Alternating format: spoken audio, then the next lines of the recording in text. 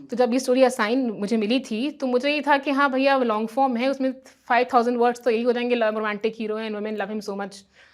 But जब reporting शुरू करी तो वुमेन एंड लव एंड वो बिल्कुल ही आई थिंक मेंशन हुआ होगा, और पूरा उनका एक तरह से हाउ एक मुस्लिम होते हुए उन्होंने लव फॉर कंट्री अपनी फिल्मों में दिखाया कि शाहरुख की identity is for secular and a cosmopolitan Muslim.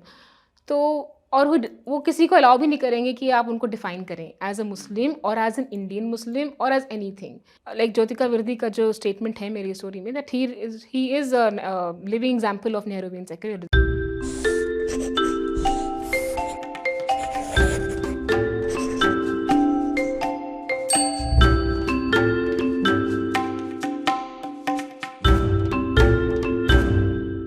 Hello and welcome. Caravan बातचीत में आपका स्वागत है। आज हम बात कर रहे हैं शाहरुख खान पर। कारवां ने साल के अपने पहले अंक में शाहरुख खान को कवर पर रखा है। शाहरुख खान पर स्टोरी की है कारवां की रिपोर्टर इरम आगा ने। आइए हम इरम से जानते हैं कि शाहरुख खान पर स्टोरी करने की क्या वजह है, उन्होंने शाहरुख खान के बारे में क्या जाना है और शाहरुख खान होने के क्या मायने हैं। Welcome Iram. Thank you for calling me sir.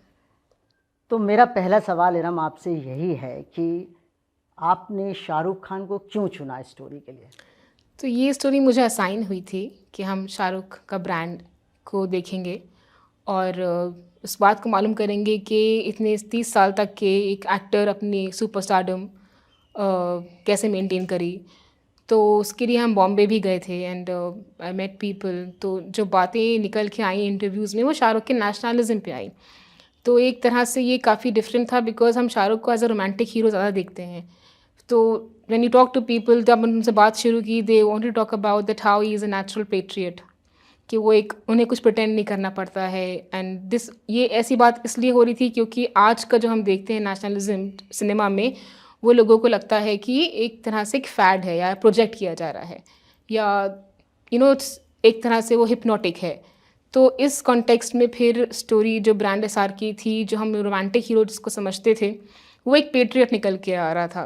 तो फिर हमने उसको और एक्सप्लोर यानी किया। वो जिस तरह के रोल करते हैं वो रोमांटिक नहीं है उतने। रोमांटिक उनका था, ऑफ कोर्स उनका डीडीएलजे और उनकी जो राज राहुल कैरेक्टर्स हैं उसकी तो चार्म थी, बट जो लोग बात करना चाह रहे थे जिस वो कि शाहरुख का पावर कहाँ है, तो उनका जो पावर देखा गया तो उनका इस कंट्री के लिए जो उनका पेट्रियाटिज़्म है, जो कि हम आज की उसमें जिस तरह से नेशनलिज्म सिनेमा हम देख रहे हैं, उसको देखते हुए लोग ये बोल रहे थे कि दिस वाज बहुत पहले हो चुका था, जब ये फैड नहीं था, जब एक फैशन नहीं था नेशनल सिनेमा बनाने का, तब शाहरुख खान ने फिर भी दिल हिंदुस्तानी बनाई। और ये अक्रॉस हुआ, मतलब जहाँ जहाँ इंटरव्यू हमने किए, ये बार बार फिर भी दिल हिंदुस्तानी की बात आ रही थी। ये तो इसको फिर मैंने और डिस्कस किया अपने एडिटर्स से, दैट ये हम जो ब्रांड एसआर की जो एक रोमांटिक हीरो समझते हैं, ये उससे कहीं ज़्यादा इनका रूटेडनेस है। इट्स नॉट, ये नहीं है कि सिर्फ एक राज बन के इन्होंने लोगों के दिलों पर राज किया है।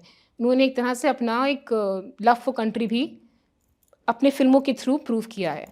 तो जब इंटरव्यू मैंने शुरू किया, मेरा पहला जो इंटरव्यू था मनोज देसाई जो हैं मराठा मंदिर के ओनर, उनसे था।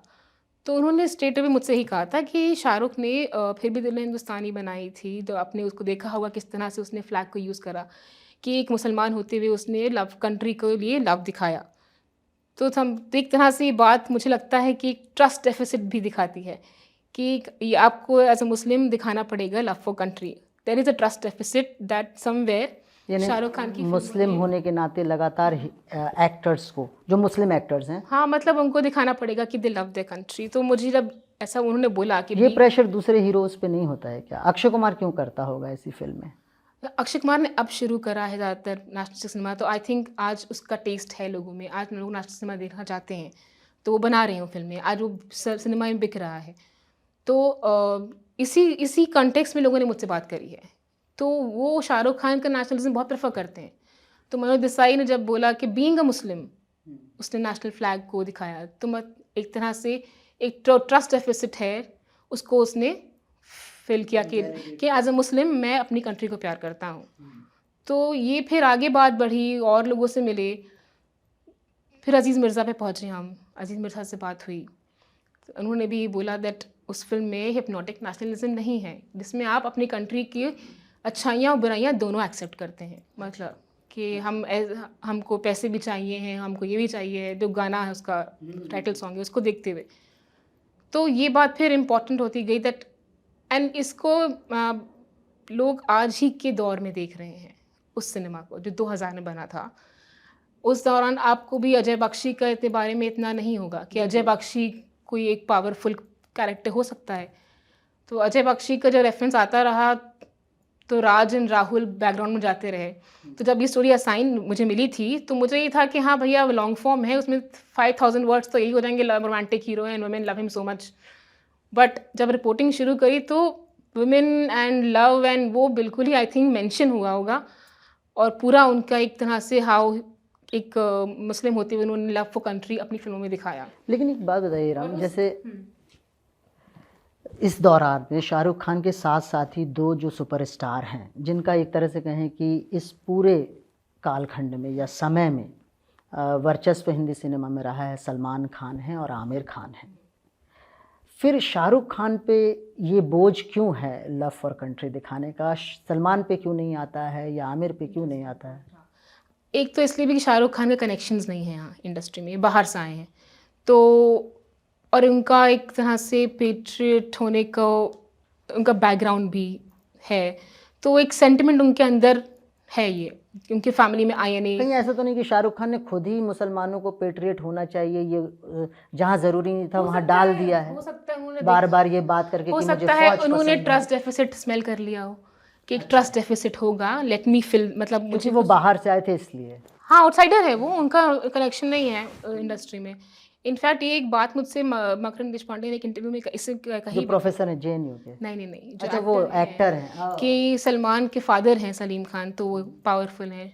आमिर का भी फैमिली का है, एंड प्लस वो इनिशिएटिव्स करते रहते हैं, पानी फाउंडेशन में कुछ कर लेंगे, सत्यम में जमायतें कर लेंगे, देन वो अपना मैनेज कर लेते हैं। शाहरुख का कोई यहाँ माई बाप एज सच नहीं है।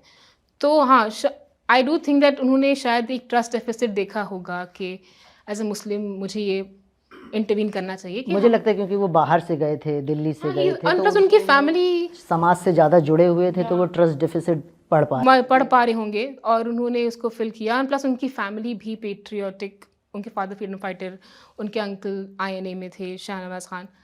सो इट्स उनके लिए एक नॉर्मल ट्रैजेक्टरी रही है ये लव फॉर कंट्री, वो भी लेकर के आ गए वो सिनेमा में। हाँ मेरे घर, हाँ मेरे घर में पेट्रियोटिज्म का ट्रेडिशन था तो फिल्मों में भी आ गया। मैं ये कहना चाह रही हूँ कि ये हमने 2000 में कितना मतलब इसको इतना टेंशन नहीं दिया। आपने भी शायद राज और राहुल और कुछ ज़्यादा पसंद किया होगा। अजय बख्शी के बारे में कभी सोचा था? मतलब कभी सोचा नहीं। तो मेरे लिए भी एक सोचने का मौका मिल गया। फिर इस बात को हम और आगे लेके गए। एक इंटरेस्टिंग बात यह है कि लोगों को शाहरुख से शिकायतें हैं कि भैया उसने सलीम लंगड़े पे मतरो जैसी फिल्में नहीं करी, कि सईद अख्तर मिर्ज़ा की फिल्म। तो उस पर मैंने पढ़ा ईरा भास्कर की किताब में, उसमें उन्होंने न्यू वेव सिनेमा के बारे में बात भी की है कि वो किस तरह से रियलिटीज़ दिखाता है मुसलमानों की, जो डिस्क्रिमिनेट होते हैं उनकी, जो कि मेन स्ट्रीम में नहीं दिखती है। तो एक न्यू वेव सिनेमा आया था एड्रेस करने के लिए जो मेन स्ट्रीम में लैकिंग है। सो शाहरुख ने मेन स्ट्रीम चूज़ किया, कमर्शियल सिनेमा। वो लिबरलाइजेशन के टाइम पर आए तो जब सब कुछ बदल रहा था, and he made people became consumers entertainment के, एंड वो बिक रहा था रोमांस, उनका पूरा पर्सोना वाज सेलिंग। तो वो डिफरेंट टाइम था। ही आई थिंक हम अपने वक्त के हिसाब से हीरो बनते हैं। उनका जो वक्त था तब जब इकोनॉमी बूम था, जब लिबरलाइजेशन हो रही थी, तो he was selling as a romantic hero. And जब मूवीज़, जो न्यू वेव सिनेमा आया था, वो उस डेफिसिट जो मेन स्ट्रीम में मिसिंग था कि भैया ये फिल्में आ रही हैं जो नसीरुद्दीन शाह ने करी हैं, जो कि सईद अख्तर मिर्ज़ा डायरेक्ट कर रहे हैं, वो अलग था। तो भी हम अपने वक्त के हिसाब से ही फिल्में फिर बनाते हैं, तो वो भी। इरम, शाहरुख खान का जो रोमांटिक एक पीरियड चलता है, शुरू में आते हैं थोड़े एंटी हीरो भी हैं, लेकिन उसमें रोमांस भी है। फिर उसके बाद DDLJ जैसी फिल्में आती हैं। इसके बाद वो कौन सा पीरियड है जब शाहरुख का शिफ्ट इस नेशनल फिल्मों की तरफ होता है, नेशनलिस्ट? 2000, हाँ, फिर भी दिल हिंदुस्तानी में देखा। फिर उसके बाद चक दे भी आई। तो ये जब हमने इंटरव्यूज़ शुरू करे तो लोगों से ये एक शाहरुख खान की इमेज ये भी है कि वो गुड मुस्लिम का दिखाना चाहता है।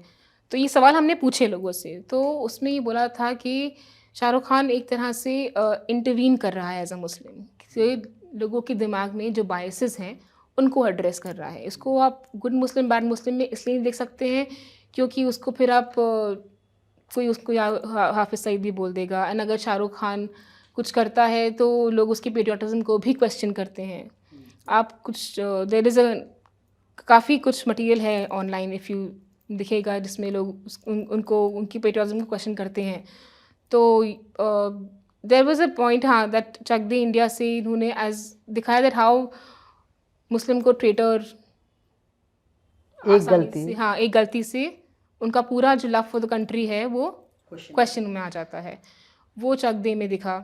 तो उसके बाद जब एक वेव शुरू हो गई थी इस्लामोफोबिया की 9/11 के बाद, फिर उसके बाद मुंबई अटैक्स हुए, तो उन्होंने शायद सोचा होगा कि मैं एज अ मुस्लिम एक्टर इस बात को एड्रेस करूं कि हमारे रिलीजन में ऐसा टेररिज्म नहीं है या हम ट्रेटर्स नहीं हैं, वतन परस्त हैं। सो ये बात लोगों ने बोली दैट कि he is intervening as a Muslim. तो मे बी वो आपको सईद अख्तर मिर्ज़ा की फ़िल्मों में नहीं दिखेंगे as a Muslim who suffering, but in commercial cinema उन्होंने अपना रोल बखूबी निभाया according to the interviews we conducted उनके हिसाब से। तो ये इंटरेस्टिंग लगा, मतलब लेकिन कहीं कई बार शाहरुख खान के जो मुस्लिम कैरेक्टर्स हम देखते हैं तो उसमें 3 तो भी हैं, जैसे डियर ज़िंदगी वाला था। हाँ, बताइए। तो मुझे ऐसा लगता है कि शाहरुख खान की एक जो स्ट्रगल है, इंस्टेड की Muslim as a citizen present करने से ज़्यादा स्ट्रगल उनका ये लगता है कि वो उसी नैरेटिव में, जो एक हिंदू मेजॉरिटेरियन नैरेटिव है मुस्लिम होने का, कि कमाल होना चाहिए, कलाम होना चाहिए, मुसलमान, गुड मुस्लिम, उसी को फीड करते हैं। वो वही दिखाना चाहते हैं कि हाँ, हम यही हैं, जबकि ऐसा ज़रूरी तो नहीं है। आप कॉन्स्टिट्यूशन से ऊपर तो मांगने की कोई ज़रूरत होती नहीं है। एक सिटीज़न होने के लिए कॉन्स्टिट्यूशन से बड़ा तो कुछ भी नहीं है। लेकिन फिर भी वो एक तरह से अपने आप को गुड मुस्लिम ही दिखाते हैं, जो आरएसएस का गुड मुस्लिम है, जो हिंदू नेशनलिस्ट लोगों का गुड मुस्लिम है। आपको इसमें प्रॉब्लम नहीं लगती उनके पोर्ट्रेयल ऑफ मुस्लिम में? देखिए, पोर्ट्रेयल, अगर उनका पोर्ट्रेयल किसी तरह से कोई मिथ्स बस्ट कर रहा है, अगर उनको लगता है कि एक ट्रस्ट डेफिसिट को ब्रिज कर रहा है, कि उनकी love for the country question हो रही है या इस्लामोफोबिया का अटैक है, तो वी हैव टू सी कि उसका इम्पैक्ट क्या है। लाइक अब ये बातें कुछ शाहरुख खुद ही बताएंगे, बट हमें देखना पड़ेगा कि उन्होंने उसका पर्पस फिर क्या हुआ। लेकिन जिस तरह की फिल्में उन्होंने की है, उससे इस्लामोफोबिया तो ख़त्म नहीं हुआ इस देश अब में। फिल्मों से कहाँ, जब क्या ख़त्म तो हुआ है। कहीं रेट्रोस्पेक्शन है कि मैंने गलत फिल्में कर ली हैं? शाहरुख में वो अच्छा, जब मैं बॉम्बे गई थी तो लोगों ने मुझसे कहा था कि शाहरुख के बारे में तो शाहरुख बात करता है, nobody will talk to you about Shahrukh. तो कुछ सवाल आई थिंक शाहरुख खान के लिए ही रिजर्व कर रखने चाहिए। आपने कोशिश की शाहरुख से मिलने की? मैंने बहुत कोशिश करी, मैंने काफ़ी टेक्स्ट मैसेजेस भेजे, एंड मैंने रेड चिलीज़ एंटरटेनमेंट में कुछ लोगों से बात भी करी अबाउट शाहरुख खान सिनेमा। तो उन्होंने भी बताया कि हमारे यहाँ एक रूल है कि हमें प्रोपेगेंडा नहीं बनाना है, बट दिस वाज देयर। तो ही अंडरस्टैंड्स प्रोपेगेंडा, उसको समझ में आता है ये बात, एंड उसी हिसाब से। बट एक बड़ी इंटरेस्टिंग बात अनजान श्रीवास्तव ने कही थी। हमारे दर्शकों के लिए अनजान श्रीवास्तव को थोड़ा सा बताइए। Anjan Srivastava is very famous TV personality रह चुके हैं, कैरेक्टर एक्टर एक्टिंग करते हैं, और इप्टा के वाइस प्रेसिडेंट भी रह चुके हैं। तो उन्होंने एक बहुत इंटरेस्टिंग बात कही थी कि जब captain of the country changes, तो ऑटोमेटिकली पॉपुलर कल्चर में भी ट्रिकल होगा। तो अब कब तक खुद शाहरुख का सिनेमा प्रोपेगेंडा अवॉइड करेगा, पता नहीं, because at the end of the day सब कुछ flows from the top. So that is a challenge. Plus हमने जो लास्ट बातचीत की है आना से, उसने काफ़ी इंटरेस्टिंगली बता ही दिया है दैट कंटेंट बहुत डेमोक्रेटाइज हो चुका है ओटीटी प्लेटफॉर्म से, लोग अच्छा सिनेमा देख रहे हैं। तो बॉलीवुड के लिए तो चैलेंजेस कंटेंट को लेकर के ही हैं। या so what I am trying to say that how long can propaganda be resisted, that can not be said. मतलब मैं उसके बारे में कुछ गारंटी नहीं ले सकती, क्योंकि सब चीज़ें तो टॉप से ही। अब वापस शाहरुख खान के सवाल पे आते हैं कि आपने बोला है कि वो कैसे मुस्लिम आइडेंटिटी को नेविगेट करते हैं। आपने क्या पाया है, कैसे वो मुस्लिम आइडेंटिटी क्या है शाहरुख खान के हिसाब से? शाहरुख एक कॉस्मोपॉलिटन है। उनका जब एक जीना ऐसी का नाम है में इंटरव्यू था फारूक शेख के साथ, तो उनकी Christian father was there, Eric D'Souza. उनकी फैमिली इन लॉज हिंदू, वो खुद मुस्लिम, उनकी फैमिली मुस्लिम। तो बहुत ही इंटरेस्टिंग बात हुई थी कि शाहरुख की identity is for secular and a cosmopolitan Muslim. तो और वो किसी को अलाउ भी नहीं करेंगे कि आप उनको डिफाइन करें as a Muslim or as an Indian Muslim or as anything. He is very he like Jyotika Virdi का जो स्टेटमेंट है मेरी स्टोरी में, that he is living example of Nehruvian secularism, जिसमें सबके लिए एक यू कैन वेल रिप्रेजेंटेड हैं। तो दैट इज़ देयर, बट यही बात है कि जब वो एक सेक्युलर मुस्लिम हैं और कॉस्मोपॉलिटन हैं, जब वो सब रिलीजन्स को एक्सेप्ट करते हैं, उसके बाद भी बॉयकॉट कॉल्स उनको इसीलिए सफ़र करना पड़ते हैं क्योंकि उनका नाम खान है। तो ये एक तरह से इंटरेस्टिंग हो जाता है that boycott calls will be for Khan, चाहे वो कितने ही इंक्लूसिव और कॉस्मोपॉलिटन इमेज को लेकर क्यों ना चलें, नेविगेट करें। लेकिन ये दबाव तो हिंदू एक्टरों पे नहीं होता है कि वो अपने आप को सेक्युलर हिंदू प्रूफ करें। तो शाहरुख खान इससे, या सलमान खान, या ये जो मुस्लिम एक्टर हैं, ये क्यों इतना बोझ ले लेते हैं अपने ऊपर अपने आप को सेक्युलर मुस्लिम प्रूफ करने का? क्योंकि देश सेक्युलर है, लेकिन इसमें ज़रूरी नहीं है कि हर आदमी सेक्युलर हो, वो अपने धर्म मान सकता है, जो भी है, जैसी भी है। आई थिंक एक इस्लामोफोबिया का फैक्टर हो सकता है कि आप ये प्रेशर महसूस करते हैं ये हाँ, एक्टर्स। कि आपको शायद लोग एक ही लेंस में देखेंगे, तो maybe widen your appeal that secular Muslim हैं, we respect all religions, so to not be seen in just one through one lens, इसलिए I think so. Shahrukh Khan पे हमने, आपके पीस पे तो बहुत सारी अच्छी अच्छी बातें कर ली। अब मेरे मेरे सवाल हैं इस पीस को लेके, जहाँ मुझे लगता है कि कुछ कमियां मैं देख रहा था। जैसे शाहरुख खान, मतलब जैसे आपने एक जगह उन कोट किया है, आपने लिखा है और मैं कोट कर रहा हूँ कि in an industry where Muslim artist have often had to hide their faith, and in an era in which being a Muslim has become increasingly fraught, Khan has neither shed his religious identity nor allowed himself to be defined by it. अब मुझे ये लग रहा है ये आप film industry को या मुस्लिम आर्टिस्ट पे ये बहुत बड़ा इल्ज़ाम है। मुझे ये बातें बहुत बेबुनियाद लगी हैं, मतलब फ्रैंकली मुझे लगता है कि ऐसा किस मुस्लिम आर्टिस्ट ने कहा है कि मुस्लिम होने की वजह से उसको काम नहीं मिलता या उससे आइडेंटिटी छुपानी पड़ती है? ये जो हमने दिलीप कुमार के कॉन्टेक्स्ट में से बोला है कि उनका जो हमने उनकी किताब से निकाला था कि देविका रानी को लगा था कि he should have a secular appeal, तो उनका नाम बदला गया था। So Muslim super stardom for an outsider to have that edge a Khan and to continue for 30 years, it is quite commendable. I think that is, in that way it is important. Imran Hashmi की आप कहानी देख सकते हैं, ही एक time पे उनको flat नहीं मिल रहे थे, उसके बारे में शाहरुख ने बोला भी था। So there have been stories like that, and plus वो छोटा सा जरिया, लेकिन इसी दौरान में नवाजुद्दीन सिद्दीकी भी बहुत सफल एक्टर है। इरफान इरफान खान के बारे में एक ऐसे आया था जिसमें उन्होंने लिखा था कि वो अपना खान नाम भी हटाना ठीक समझते हैं। तो इस तरह के थॉट्स आते रहते हैं, but I think Shahrukh Khan ने कभी इसके साथ डैबल ही नहीं किया कि भैया मैं शाहरुख खान हूँ, तो I am out there, that is there. अब यही आपने जैसे दिलीप कुमार की बात अभी आपने की और आपके पीस में भी है, मैं दिलीप कुमार की बायोग्राफी पढ़ रहा था जो शायद सायरा बानो के साथ उन्होंने लिखी, उनकी वाइफ के साथ। उसमें वो इस बारे को इस तरह से नहीं देखते हैं जैसे आज हम देखने लगे हैं। ये दौर 1930 का है या उससे पहले का हो सकता है। वो बताते हैं कि उन्होंने नाम चेंज करने की वजह वो ये नहीं बताते हैं कि वो सेक्युलर आइडेंटिटी चाहते थे। वो कहते थे कि उनके पिता को फिल्मों में काम करना या फिल्मों से उतनी पसंद नहीं था, इसलिए उन्होंने दिलीप कुमार अपने आप को बचाने के लिए कि पापा को पता ना चले। तो शक्ल नहीं दिखे कि पापा को? शक्ल बाद में दिखे, जब अगर देख लें फिल्म तो तब। There can be two different views, but हाँ हमने मुझे लगता है कि ये भी आप मतलब एक दिलीप कुमार पे बार बार ये इल्ज़ाम भी लगाया नहीं, इल्ज़ाम नहीं लगा रहे हैं, बट उसको इस तरह से भी देखने कि हसन सरूर ने एक आर्टिकल भी लिखा था, आपने वो आर्टिकल पढ़ा होगा, जिसमें शाहरुख खान ने 3 मुस्लिम कैरेक्टर्स करे थे और फिर लोगों ने उसके ऊपर भी क्वेश्चन किया था। तो ये सब बातों को ध्यान में रखते हुए ही ये observation.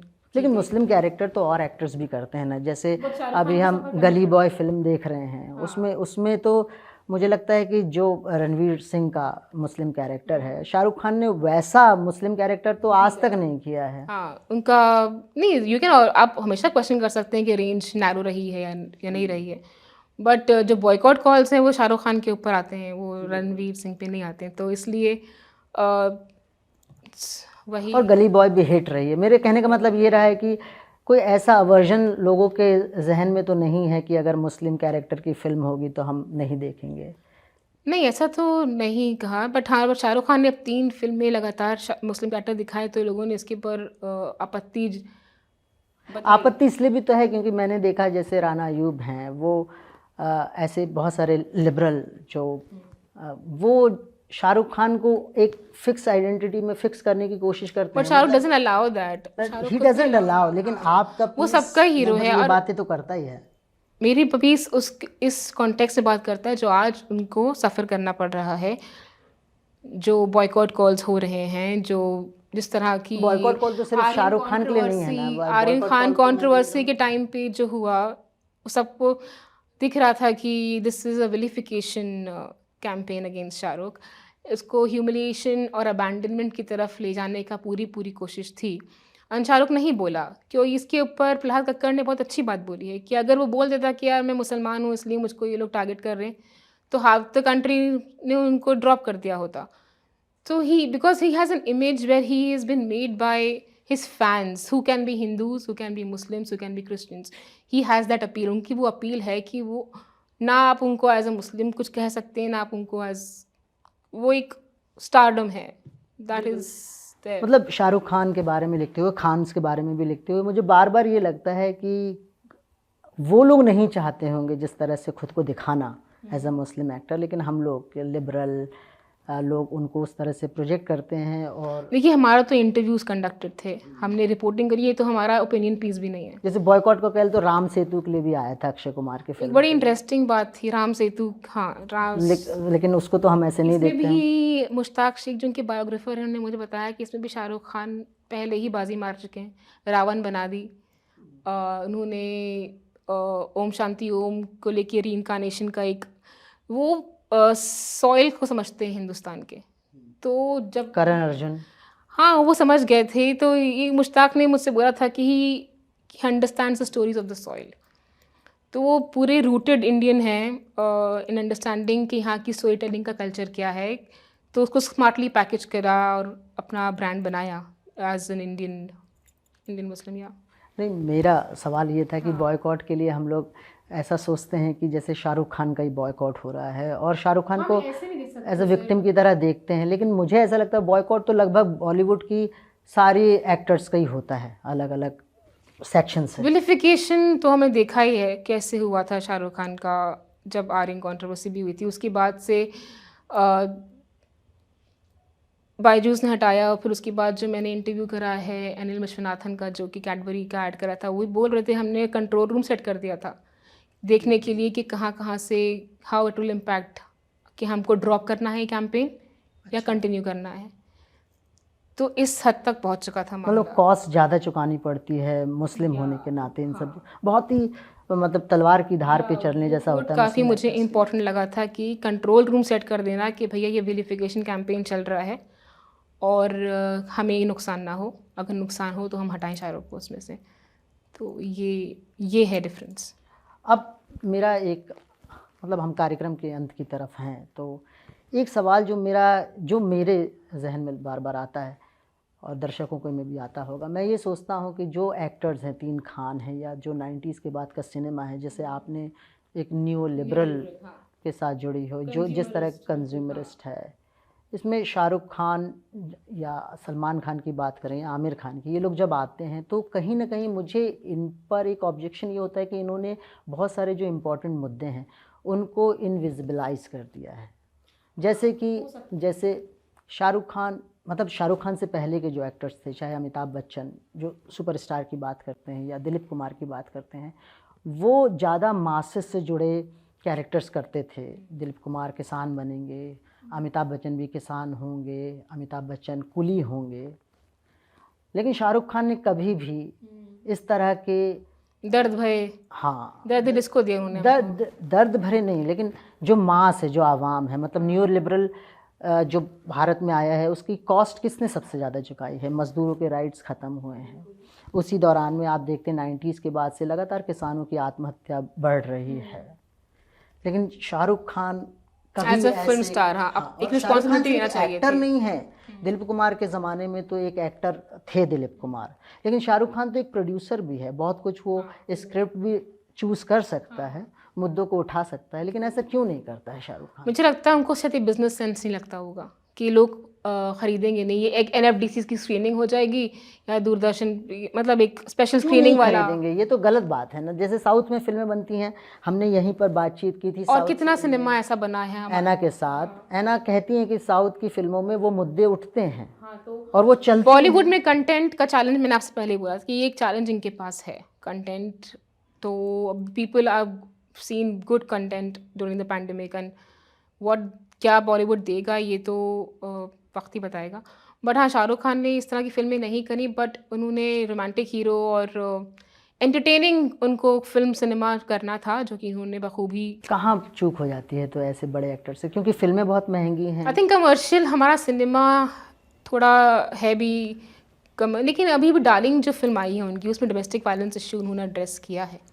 Darling red chillies entertainment की है, तो उसमें एक तरह से सोशल इश्यू उठाया है। तो आई बहुत मिडिल क्लास सोशल इशू ही उठाते हैं ना। जैसे हमने देखा एनआरसी का इतना बड़ा मुद्दा है जो भारत के सारे ही मुसलमानों को प्रभावित करता है, और सबसे कमज़ोर हाशिए के मुसलमानों को। मुझे लगता है शायद उनको लगता होगा कि अगर वो एनआरसी फिल्म बनाएंगे कहीं उनके ऊपर अटैक ना बढ़ जाए, हो सकता है। तो वो अकेले क्यों सेक्रीफाइस, भाई सेक्रीफाइस करने के लिए तो तैयार होना चाहिए। अटैक तो बढ़ते रहते हैं। दिलीप कुमार की हमने बात की, दिलीप कुमार ने जब निशाने पाकिस्तान लिया उन पे बहुत हमले हुए और उन्होंने उसका अपने आप को बचाव किया, क्योंकि कॉन्स्टिट्यूशन बचाता है ना। जब आप एक तरह से कॉन्स्टिट्यूशन पे विश्वास भी करते हैं तो ये सब मुद्दे तो आते जाते रहेंगे। मुझे लगता है ये सारा सवाल शाहरुख खान के रिजर्व रखना चाहिए। ये सवाल तो वही जवाब देंगे जब हम पूछेंगे आइए आपने एनआरसी के ऊपर और सिटीजनशिप अमेंडमेंट को लेकर कि अपनी फिल्मों में कभी आगे हम देख सकते हैं कि नहीं। This is something that Shahrukh should answer. सही कहा आपने। इरम, आपसे बात करके बहुत अच्छा लगा। Thank you. हमसे बात करने के लिए बहुत बहुत शुक्रिया। Thank you sir. और आप दर्शक दोस्तों का भी शुक्रिया बातचीत देखने के लिए। अगर आपको हमारी बातचीत पसंद आई है तो लाइक कीजिए, शेयर कीजिए, कमेंट कीजिए। हमारी वेबसाइट caravanmagazine.in पर जाकर मैगज़ीन सब्सक्राइब कीजिए और हमें कंट्रीब्यूट कीजिए, क्योंकि सच्चे मीडिया को चाहिए सच्चे दोस्त।